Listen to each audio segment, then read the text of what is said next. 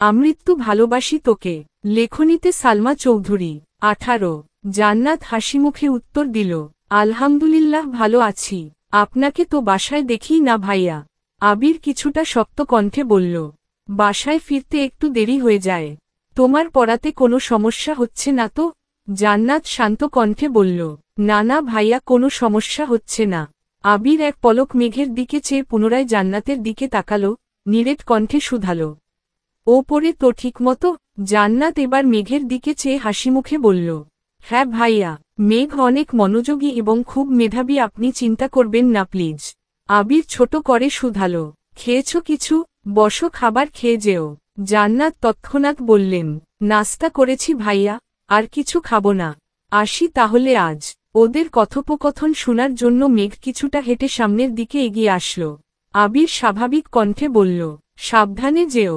জান্নাত একগাল হেসে বলল, আপনি আমাদের বাসায় বেড়াতে যাইয়েন। আবির হালকা হেসে উত্তর দিল, সময় পেলে অবশ্যই যাব। প্রথমের কথাগুলো ঠিকমতো না শুনলেও শেষ কথাগুলো মেঘ স্পষ্ট শুনতে পেয়েছে। জান্নাত মেঘকে আল্লাহ হাফেজ বলে বেরিয়ে গেছে বাসা থেকে, এদিকে মেঘের বুককে তারা চিহ্ন পেয়ে উঠল। মেঘ যেন নিজের কানকে বিশ্বাস করতে পারছে না। আনমনে ভাবছে, জান্নাত আপু আবির ভাইকে বাসায় যেতে বলছেন। আবির ভাইও আবার হাসিমুখে বলছেন সময় পেলে যাবে। কই, আবির ভাই তো আমার সাথে এত ভালো আচরণ করেন না, উনি তো আমার সাথে আজ পর্যন্ত হাসিমুখে কথায় বলেননি। তাছাড়া জান্নাত আপুকে তো তানভীর ভাইয়া নিয়ে আসছিলেন। তাহলে আবির ভাই কিভাবে চিনেন? মেঘ আহত চোখে তাকিয়ে রইল আবির ভাইয়ের পানে। আবির দরজা বন্ধ করে সিঁড়ির দিকে যেতে নিলে সহসা পথ আটকে সামনে দাঁড়াল অষ্টাদশী। আজ আর তার শরীর কাঁপছে না, হাত পা রিমোরিন করছে না, কারণ হাজারটা প্রশ্ন তার মাথাচাড়া দিয়ে উঠেছে যেগুলোর উত্তর শুধু আবির ভাই জানেন। ড্রয়িং রুমের কোথাও কেউ নেই। জান্নাত পড়িয়ে গেলেই মূলত খাওয়া দাওয়ার পর্ব শুরু হয়, তাই এই সময় সবাই যে যার রুমেই থাকেন।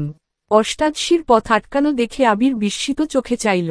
মেঘের এলোমেলো চুল, চোখের কাজল কিছুটা লেপ্টে রয়েছে, শুষ্ক ওষ্ঠদ্বয় তিরতির করে কাঁপছে। এ অবস্থায় মেঘকে দেখে ঘোর লেগে যাচ্ছে আবিরের। হাজারো নিষিদ্ধ চিন্তা জেগে উঠছে আবিরের মনে। টেনে হিচড়ে কোনোরকমে নিজেকে সামলে ঢুক গিলে কিছুটা শক্ত কণ্ঠে বলল, পথ আটকে দাঁড়িয়েছিস কেন? মেঘের সরু নাক ক্রমে ক্রমে ফুঁসছে। দীর্ঘশ্বাস ছেড়ে ধৈর্যহীন কণ্ঠে শুধালো, আপনি জান্নাত আপুকে চিনেন?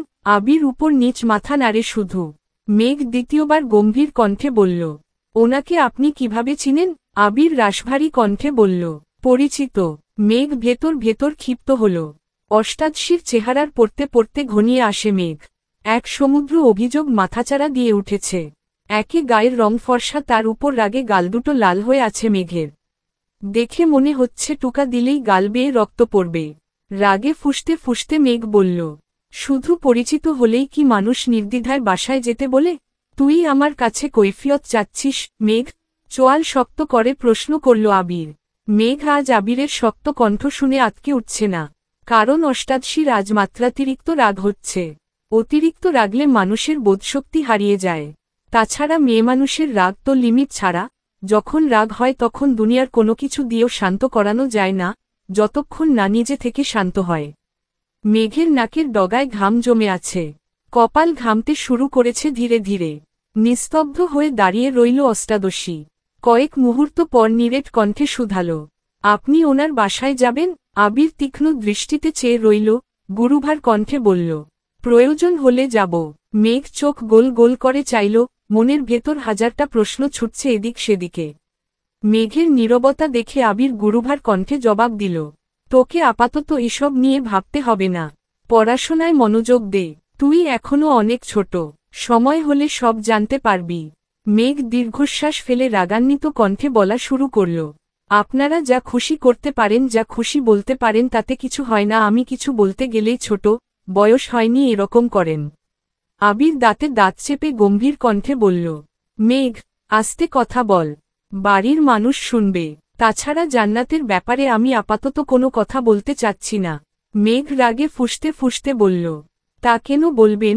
আপনার যত রাগ আর তেজ তো শুধু আমার উপরই দেখান। কোথাকার কোন রাস্তার মেয়ের জন্য আপনার এত দরদ? আবিরের চোখ লাল হয়ে গেছে, দাঁত কটমট করছে, কণ্ঠ তিনগুণ ভারী করে ধমকে উঠল, জান্নাত কোথাকার কোন মেয়ে না, ওকে সম্মান দিয়ে কথা বলবি। ফার্দার যদি তাকে রাস্তার মেয়ে বলিস তাহলে এর ফল ভালো হবে না বলে রাখলাম। তৎক্ষণাৎ মেঘের অভিব্যক্তি বদলে গেল, সহসা মনে পড়ে গেল আবির ভাইয়ের ফোনে দেখা ওয়ালপেপারের ছবিটার কথা। তার মানে কি আবির ভাইয়ের প্রিয় তার কিছু ভাবতে পারছে না মেঘ। চোখে সর্ষে ফুল দেখছে, হৃদয় ভেঙে খণ্ড খণ্ড হয়ে যাচ্ছে। আবির কিছু একটা বলতে যাবে তার আগেই মেঘ শক্ত কণ্ঠে বলে উঠল, আপনি কি ওনাকে ভালোবা? এতটুকু বলার পরই আবির ডান হাতে মেঘের বাম গালে শক্তপোক্ত চর বসিয়ে দিল। আকস্মাৎ মেঘের মুখ বন্ধ হয়ে গেল, কথাটা শেষও করতে পারল না। মেঘের সমগ্র পৃথিবী ঘুরছে, বিপুল চোখে চেয়ে আছে আবিরের দিকে। স্তব্ধ হয়ে ঠায় দাঁড়িয়ে রইল সেখানে, একটা বারের জন্য গালে হাতও রাখল না। অনুভূতিরা যেন বিলীন হয়ে গেছে। রক্তাভ চক্ষুদয় আবির ভাইয়ের চোখে নিবন্ধ। আবির ভীষণ চটে গেছে, ডান হাতে নিজের চুল মুষ্টিবদ্ধ করে ধরল, রাগান্বিত কণ্ঠে বলল, যা বুঝার তা বুঝিস না, আজাইরা বিষয় নিয়ে পড়ে থাকিস। মেঘ নির্বাক চোখে তাকিয়ে আছে আবির ভাইয়ের দিকে। আবির সঙ্গে সঙ্গে পা পিছিয়ে ঘুরে গেল। দরজার পাশে দেয়ালে সবেগে ঘুষি বসিয়ে দিল। তা দেখে কেঁপে উঠে অষ্টাদশী। বাম হাত দিয়ে মেইন গেট খুলে বেরিয়ে গেল বাসা থেকে। মেঘ ঠায় দাঁড়িয়ে আছে সেখানে, দীর্ঘ সময় পর চোখ বেয়ে গড়িয়ে পড়ে দুফোঁটা অশ্রু। ততক্ষণে মালিহা খান বেরিয়ে আসলেন রুম থেকে। মালিহা মেঘকে দরজামুখী দাঁড়িয়ে থাকতে দেখে প্রশ্ন করলেন, কিরে এভাবে দাঁড়িয়ে আছিস কেন? ক্ষুধা লাগছে? মেঘ কিছুটা নড়ে উঠল, বড় আম্মুর দিকে না ঘুরেই। শীতল কণ্ঠে বলল, না। তারপর পড়ার রুমে থেকে বইগুলো নিয়ে সিঁড়ি দিয়ে উঠতে লাগল। আকলিমা খান মেঘকে যেতে দেখে ডাকলেন, মেঘ, খাবি না? মেঘ গম্ভীর স্বরে বলল, ক্ষুধা নেই। মেঘ রুমে এসে হাতের বই খাতাগুলো ছুঁড়ে ফেলে দেয় বিছানায়, তারপর দরজা আটকে নিজেও বিছানায় লুটিয়ে পড়ে। মেঘের বুক ভেয়ে তারা চিহ্ন নিয়ে আসে আকাশ সমকষ্টে। চোখ বেয়ে অনর্গল নোনাজল গড়িয়ে পড়ছে। নিজেকে সান্ত্বনা দেয়ার কোনো ভাষা নেই অষ্টাদশীর।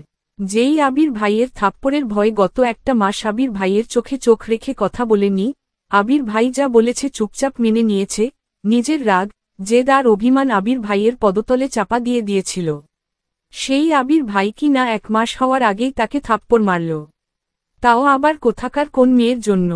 এত শক্তপোক্ত চরে এখনো মুখের বাম পাশে ব্যথা করছে মেঘের। শুয়া থেকে উঠে আয়নার সামনে দাঁড়াল।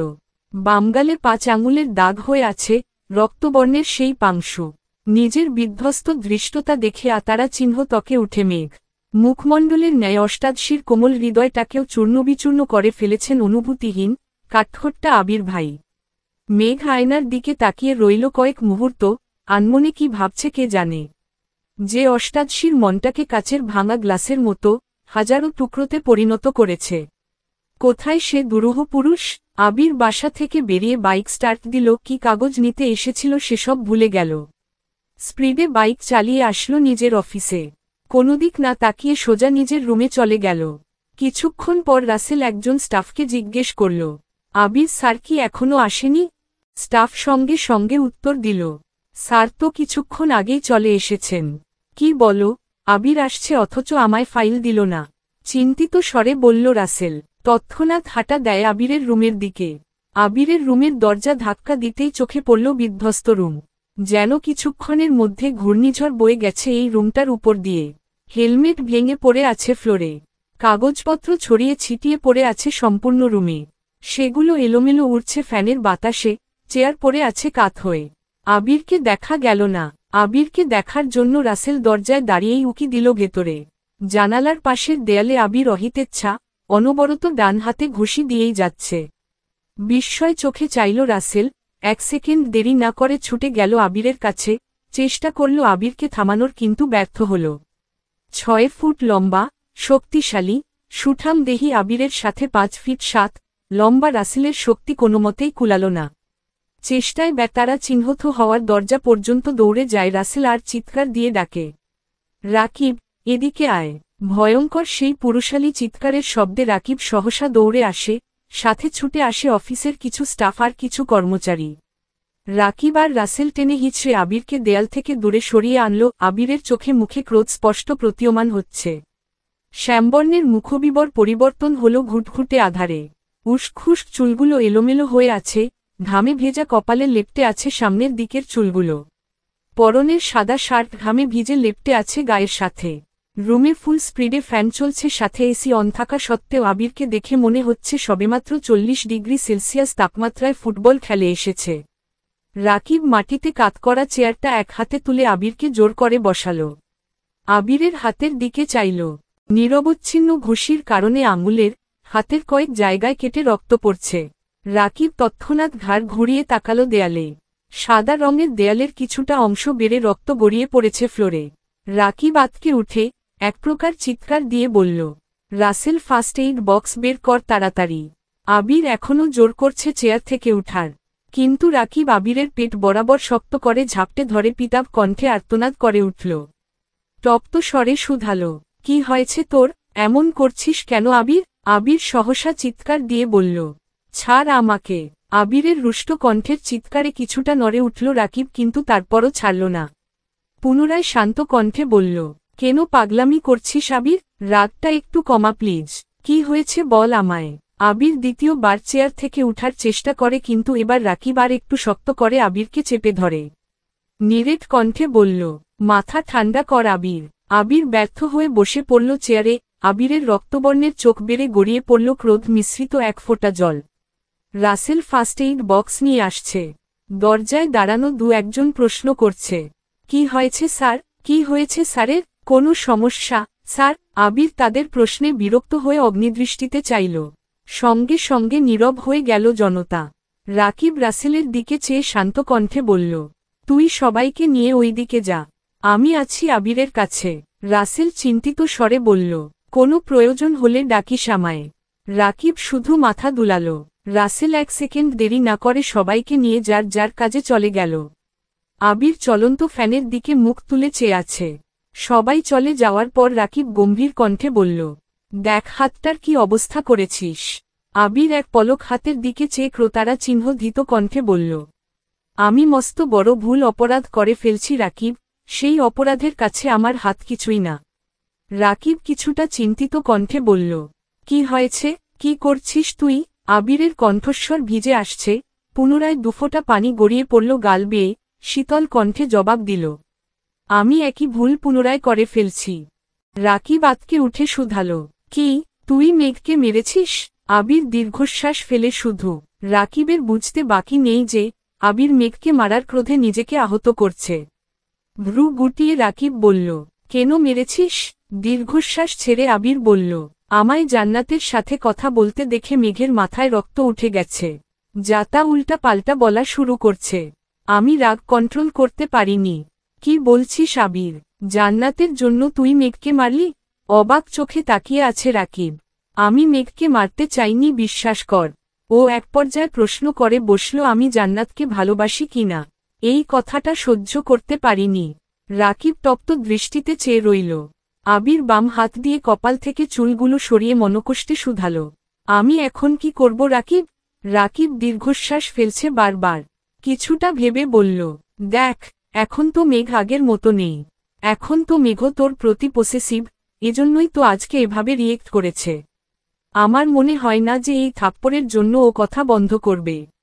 আবির খড়খড়ে কণ্ঠে উত্তর দিল, তুই তো জানিস মেঘ খুব জেদি। এটাই আমার একমাত্র ভয়ের কারণ। ও যদি একবার জেদ করে বলে আমার সাথে কথা বলবে না, তাহলে এই জীবনে আর কোনোদিন ও কথা বলবে না। রাকিব কপাল গুটিয়ে প্রশ্ন করল, বাই দা ওয়ে, কয়টা থাপ্পড় দিছিস?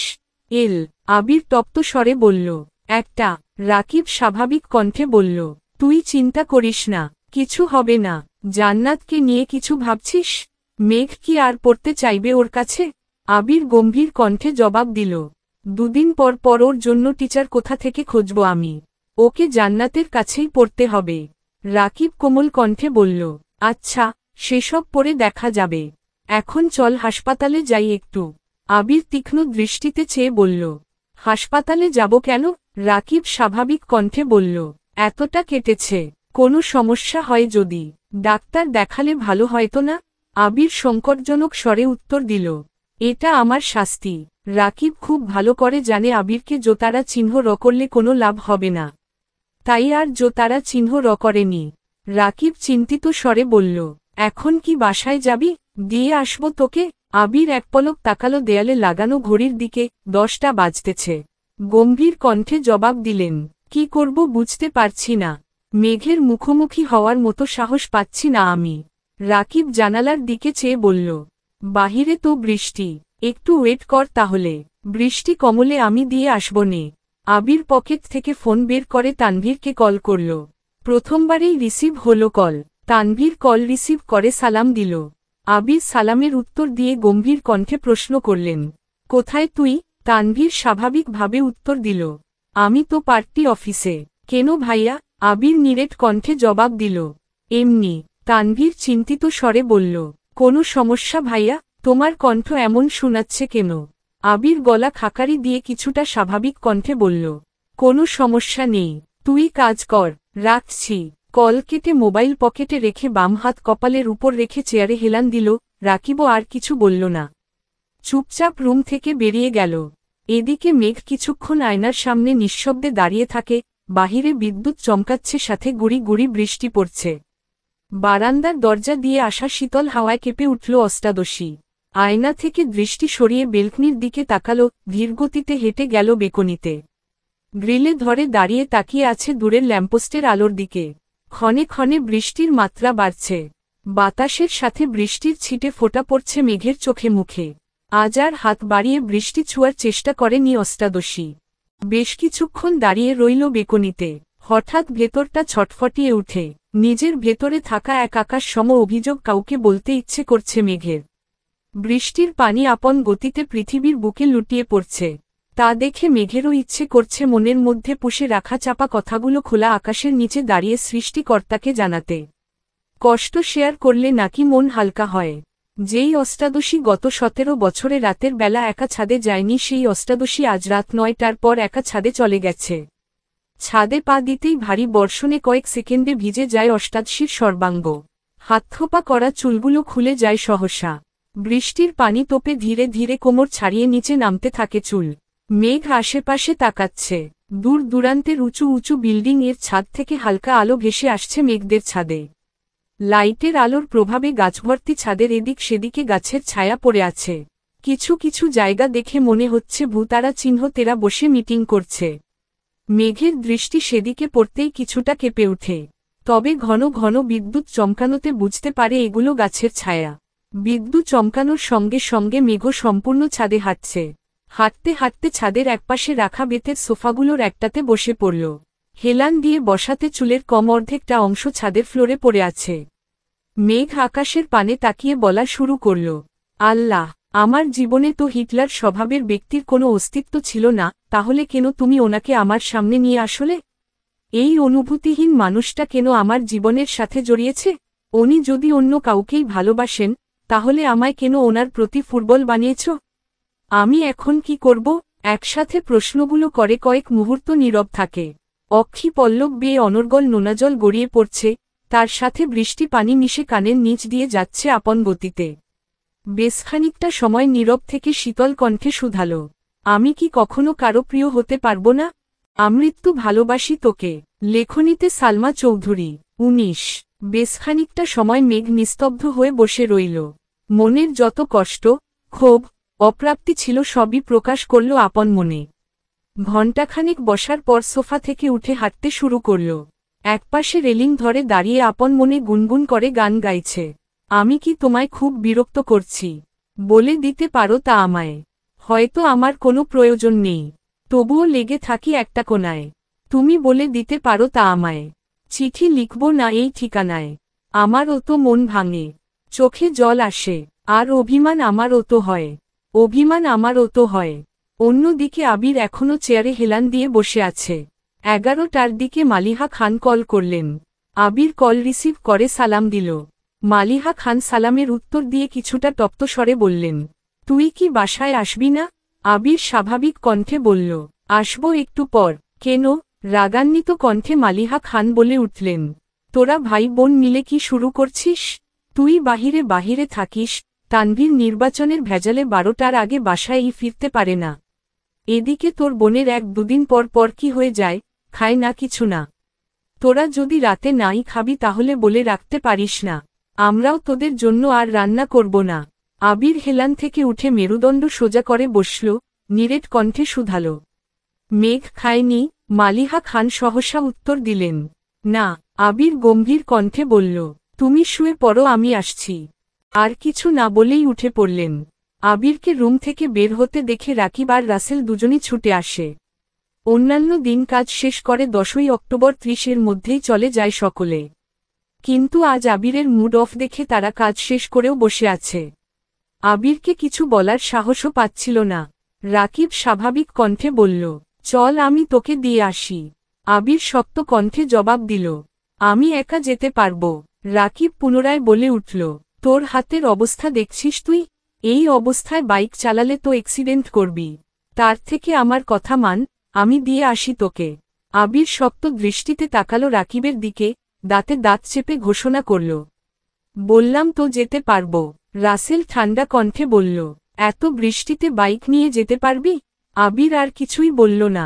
বড় বড় পা ফেলে অফিস থেকে বেরিয়ে গেল। টানা 2 ঘন্টার উপরে ভারী বর্ষণ হচ্ছে, যার ফলে ঢাকার রাস্তাঘাটে পানি জমে একাকার অবস্থা। মাথায় হেলমেট পর্যন্ত নেই, চোখ মেলে দেখার অবস্থা নেই, তবুও বাইক থামছে না 1 সেকেন্ডের জন্য। বৃষ্টির পানি এতটাই ঠান্ডা, মনে হচ্ছে ফ্রিজ থেকে বের করে বরফের পানি ঢালছে কেউ। আপাদমস্তক ভিজিয়ে বাড়িতে ঢুকল আবির। ড্রয়িং রুমে কেউ নেই, সিঁড়ি দিয়ে উঠে সোজা নিজের রুমের দিকে হাঁটে। 5 মিনিটে ফ্রেশ হয়ে একটা ধূসর রঙের টি-শার্ট আর ট্রাউজার পরে রুম থেকে বের হয়। সঙ্গে সঙ্গে হাঁটা দেয় মেঘের রুমের দিকে। মেঘের দরজার সামনে এসেই বাম হাতে দরজা ধাক্কা দিল। অনবরত ঘুষির কারণে ডান হাতে তেমন শক্তি পাচ্ছে না, তারপর আবার হাতের উপর জোর দিয়ে বাইক চালিয়ে এসেছে। দরজা খুলতেই চোখ পড়ে ফাঁকা বিছানায়, কেন জানি বুকটা ছ্যাঁত করে উঠল। ভিতরের দিকে দেখার চেষ্টা করল, টেবিলের উপর ফোন, ল্যাপটপ পড়ে আছে, কিন্তু অষ্টাদশী কোথাও নেই। আবির রুমে ঢুকে বারান্দা সহ সব জায়গায় খুঁজল, কোথাও নেই। রুম থেকে বেরিয়ে সারা বাড়িতে চক্কর দিল, তবে কোথাও মেঘকে পেল না। মিমের রুমের সামনে দাঁড়িয়ে আস্তে করে ডাকল। সঙ্গে সঙ্গে মিম দরজা খুলল। এক গাল হেসে বলল, ভাইয়া কিছু বলবেন? আবির উদ্বিগ্ন কণ্ঠে শুধাল, মেঘ কোথায়? মিম স্বাভাবিকভাবেই উত্তর দিল, আপু তো রুমেই, সেই যে খাবে না বলে রুমে গেল, আর তো বেরি হতে দেখিনি। আবিরের চোখে মুখে চিন্তার ছাপ পড়ল, গম্ভীর কণ্ঠে শুধু বলল, ঠিক আছে। আবির আবারও মেঘের রুমে গেল, সব জায়গা পুনরায় দেখল, কোথাও নেই। মাথা গরম হয়ে যাচ্ছে আবিরের, চোখে মুখে উদ্বেগের মাত্রা বাড়ছে।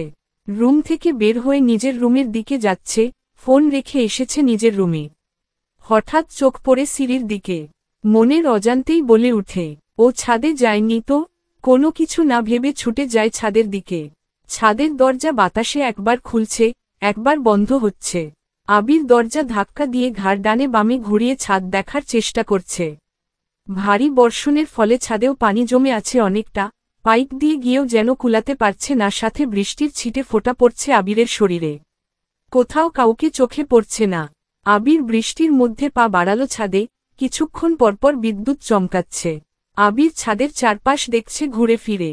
হঠাৎ বিদ্যুৎ চমকানোতে আবিরের দৃষ্টিতে পড়ে, রেলিং ঘেঁষে ছাদের ফ্লোরে পড়ে আছে অষ্টাদশী।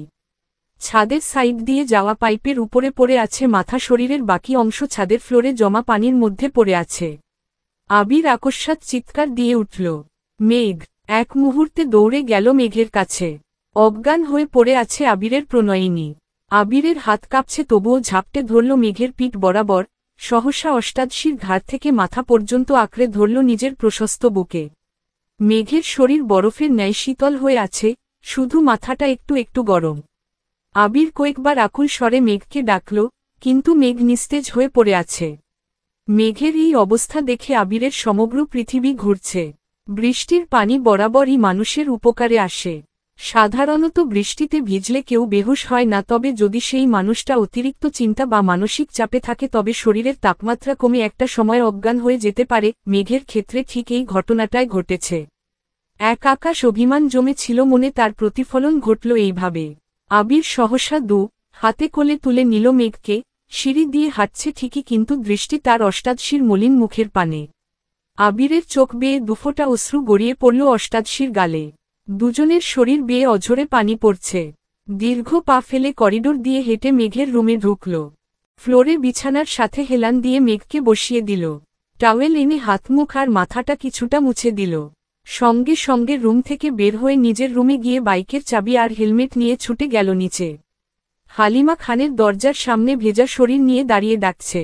2 বার ডাকার পরই হালিমা খান দরজা খুললেন। আবিরের জলসিক্ত শরীর দেখে চিন্তিত স্বরে শুধালেন, ভিজে আসছিস? আবির তপ্ত স্বরে বলল, মামনি তুমি একটু মেঘের রুমে যাও, ওর অবস্থা ভালো না, আপাতত বাড়ির মানুষকে ডেকো না, আমি ডাক্তার নিয়ে আসছি। একদমে কথাগুলো বলল আবির। হালিমা খান আতকে উঠে বললেন, কি হয়েছে?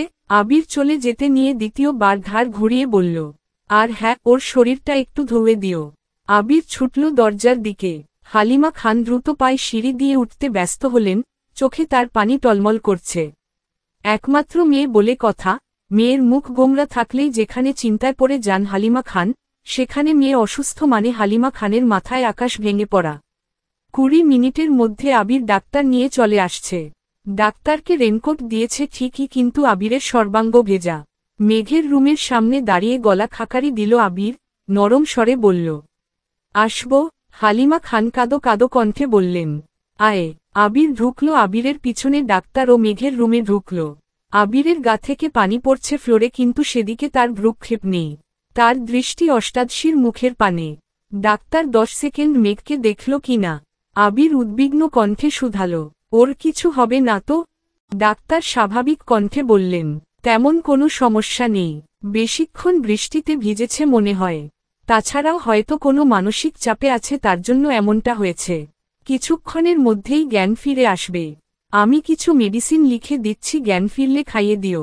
যদি জ্ঞান না ফিরে তাহলে পরবর্তীতে জানিও একটা স্যালাইন করতে হবে। জ্ঞান ফিরলেও কিছুদিন একটু রেস্টে রাখবা, কোনো প্রকার মানসিক চাপ দিও না। ডাক্তার প্রেসক্রিপশন লিখে আবিরের হাতে দিল। আবির ঔষধগুলোর নাম পড়ে টেবিলের উপর প্রেসক্রিপশন রেখে ডাক্তারকে নিয়ে বেরিয়ে গেল। ভেজা শরীরে পুনরায় বাইক দিয়ে ডাক্তারকে বাড়িতে পৌঁছে দিয়ে ঔষধগুলো কিনে নিয়ে আসল। নিজের রুমে গিয়ে 1 মিনিটে ড্রেস পাল্টে শুকনো কাপড় পরে মেঘের রুমে আসছে। মেঘ তখনও অজ্ঞান অবস্থায় শুয়ে আছে। হালিমা খান মেঘের হাতে পায়ে তেল মালিশ করে দিচ্ছেন, কান্না করছেন আর বারবার মেঘকে ডাকছেন। মেঘের মাথার নিচে একটা টাওয়েল দিয়ে রেখেছেন। আবির ঔষধগুলো টেবিলের উপর রেখে মেঘের ওয়ার্ড্রোবের একটা ড্রয়ার খুলল, এটাতে জামাকাপড়।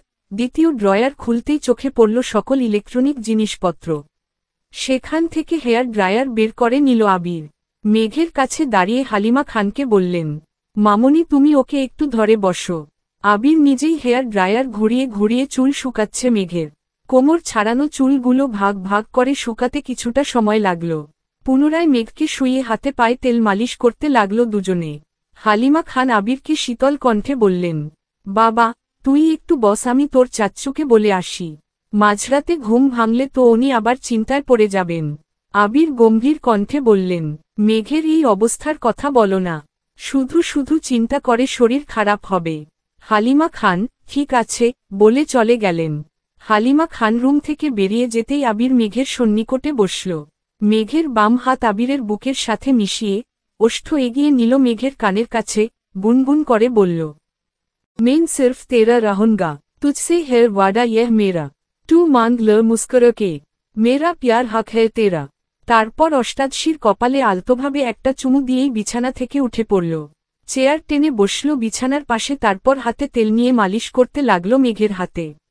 কিছুক্ষণের মধ্যেই হালিমা খান ফিরে আসলেন। হালিমা খানও মেয়ের ডান হাতে দুপায় মালিশ করে দিচ্ছেন আর একটু পরপর মেঘকে ডাকছেন।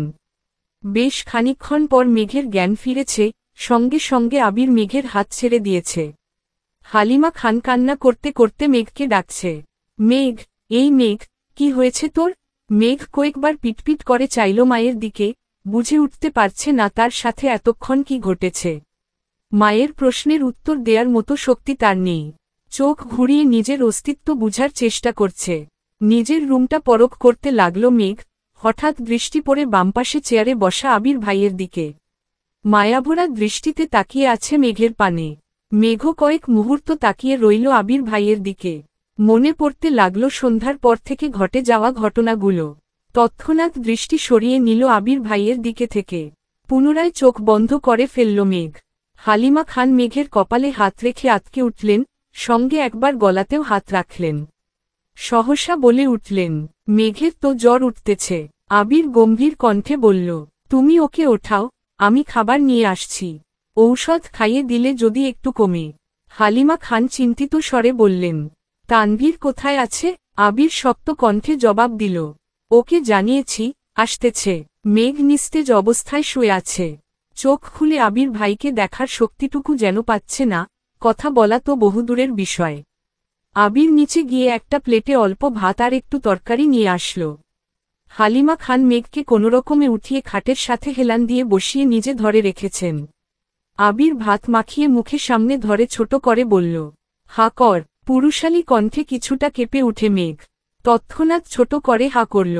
আবির ভাই অষ্টাদশীকে নিজের হাতে খাইতে দিচ্ছে, কিন্তু অষ্টাদশীর মনের ভেতর আনন্দ নেই, নেই কোনো উত্তেজনা। যেই আবির ভাই তার মনের ভেতর সারাক্ষণ এক্কা দোক্কা খেলত, সেই আবির ভাইকে চোখে মেলে দেখার সাধ্যই তার হচ্ছে না।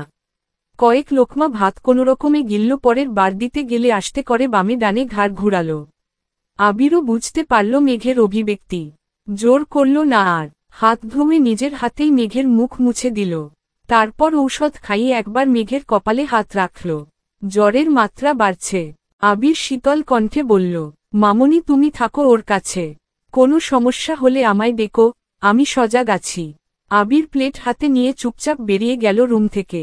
10-15 মিনিট পর তানভীর দৌড়ে বাড়িতে ঢুকে। এমপির গাড়ি করে ড্রাইভার এসে দিয়ে গেছে তানভীরকে। মেঘের রুমে গিয়ে কোমল কণ্ঠে মাকে শুধাল, কি হয়েছে মেঘের? মেঘের পাশে বসে কপালে হাত রাখল। থার্মোমিটার এনে জ্বর মাপল 100 ডিগ্রি ফারেনহাইট তাপমাত্রা। মেঘ জ্বরে কাঁপতেছে।